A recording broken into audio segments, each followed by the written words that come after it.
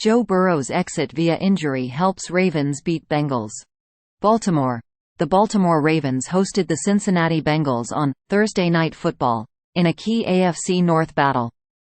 Unfortunately, the Ravens lost tight end Mark Andrews to an ankle injury on their first drive, and the Bengals lost quarterback Joe Burrow to a wrist injury after a second-quarter touchdown pass. Neither returned. Baltimore scored 3 first-half touchdowns and pulled away in the second half for a 34-20 victory. The Bengals dropped to 5-5 and remain last in the AFC North. The Ravens sit atop the division at 8-3. Baltimore Ravens. Battling through a left ankle injury and without 2 Pro Bowl teammates on offense, Jackson threw for 264 yards and 2 touchdowns. At 8-3, the Ravens now will hold a half-game lead over the winner of Sunday's game between the Pittsburgh Steelers and Cleveland Browns, both of whom are 6-3. It was a night of perseverance for Jackson, who injured his ankle at the end of the first quarter and had a pronounced limp at times. Baltimore needed Jackson because the offense was without left tackle Ronnie Stanley, who was inactive because of a knee injury, and tight end Mark Andrews, who was ruled out after injuring his left ankle on the opening series. This was a bounce-back game for the Ravens. After a fourth-quarter collapse against the Browns on Sunday, Baltimore was able to put away the Bengals for its first season sweep of Cincinnati since 2020. Promising trend. Baltimore continues to play its best against the best. The Ravens improved to 4-1 this season against teams that entered the game with a winning record, which is a good sign for them going forward. Entering Week 11, Baltimore had the toughest remaining schedule, according to ESPN Analytics. The Ravens' remaining 6 games come against teams that are a combined 31-23.574, including matchups in December with current division leaders Jacksonville, San Francisco and Miami.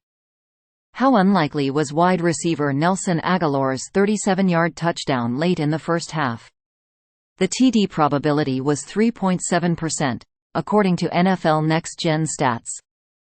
A surprised Agholor had a pass deflected by Bengals linebacker Jermaine Pratt land in his hands at the 29-yard line and outran the Cincinnati defense the rest of the way.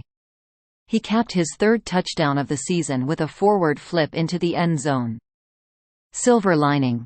In a season filled with injuries, the Ravens might have suffered their most significant one when Pro Bowl tight end Mark Andrews was ruled out after the opening drive with a likely season-ending ankle injury.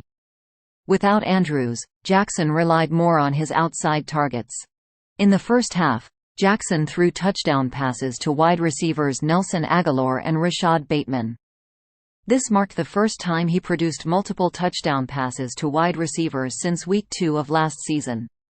Jackson had a career-high 206 yards passing when targeting wide receivers. Next game, at Los Angeles Chargers, 8:15 p.m. Eastern Time, Sunday, November 26. Cincinnati Bengals. Coming into Thursday night's game at M&T Bank Stadium, the result was going to be the biggest thing that impacted Cincinnati's chances of winning the AFC North. But when Burrow doubled over in the second quarter because of a right wrist injury, that immediately changed. With Burrow knocked out of the game, winning the division isn't the question going forward for the Bengals. It's about just getting into the playoffs for the 3rd straight season. Since 2021, Cincinnati has felt confident in its ability to be a postseason contender as long as Burrow is on the field. When he jogged off in the second quarter after he couldn't throw the ball on the sideline, it immediately thrust the rest of the season into uncertainty. Backup Jake Browning, who won the job in training camp, will be tasked with leading the charge if Burrow is out for an extended period. Since 2020, the Bengals are 2-5 when anyone other than Burrow has been the starting quarterback. With him, Cincinnati is 2-9-2-1-1. For the Bengals to make the playoffs, they will have to do something they haven't done since Burrow was drafted with the 1st overall pick in 2020. Be successful without him. Describe the game in 2 words: punishing night. In a game the Bengals needed to win to maintain hopes of winning the AFC North, that became a secondary storyline after Burrow left the game and CB Cam Taylor-Britt also exited because of a quadriceps injury. By a breakout performance.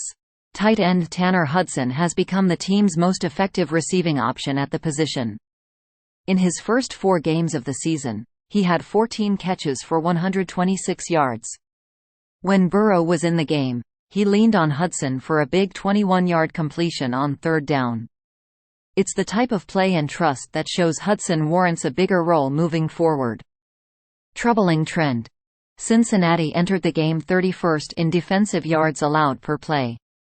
The Bengals continued to give up large chunks against Baltimore. In the first half alone, the Ravens had 6 plays of 14 yards or more, including a 37-yard touchdown by Aguilar after a missed tackle. That will remain a source of frustration for defensive coordinator Lou Anarumo. Next game, versus Pittsburgh Steelers, 1 p.m. Eastern Time, Sunday, November 26. Thanks for watching NY Sports News. Stay tuned for more updates.